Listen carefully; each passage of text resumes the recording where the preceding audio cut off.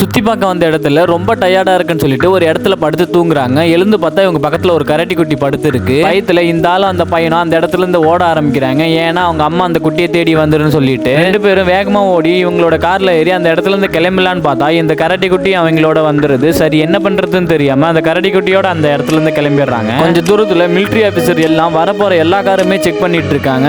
ஏன்னா இந்த கார்ல இருக்கிற சின்ன பையன் ஒரு பெரிய டெரரிஸ்டோட பையன், இவனை கொல்றதுக்காக தான் அந்த செக்கப்பே நடந்துட்டு இருக்கும். அதுக்கப்புறம் அந்த சின்ன பையன் அந்த காரோட பின்னாடி சீட்டு கடியில போய் மறைஞ்சிக்கிறான். இவரும் கேஷுவலா கார் எடுத்துட்டு போயிட்டு இருக்கும் போது மிலிட்டரி ஸ்டாப் பண்ணிடுறாங்க. இவனை யாருன்னு கேட்கும் போது இவன் அந்த கரடியை காட்டி நான் ஒரு சர்க்கஸ் காரன்னு சொல்லி போய் சொல்லிட்டு இருக்கான். ஆனாலும் இவன் மேல டவுட் போட்டு அந்த காரை செக் பண்றாங்க. பின்னாடி சீட்டு மேல இருந்த அந்த துணியை தூக்கி பார்த்தா அந்த சின்ன பையன் அதுக்குள்ள இருக்கான். சடனா இவரும் பேரிகார்ட்லாம் உடைச்சிட்டு காரை வேகமா எடுத்துட்டு போயிடுறாரு. இந்த மிலிட்டரி ஆபீசர்ஸும் இவரை விடாம பின்னாடி பைக் எடுத்துட்டு துரத்த ஆரம்பிச்சிடறாங்க. இவரும் வேகமா கார் ஓட்ட ஆரம்பிக்கிறாரு. சின்ன பையன் லைட்டா கார் ஓட்ட சொல்லிட்டு பின்னாடி இருந்த பெரிய டயரை தூக்கி வீசி அவங்களை தடுக்க பாக்குறாரு.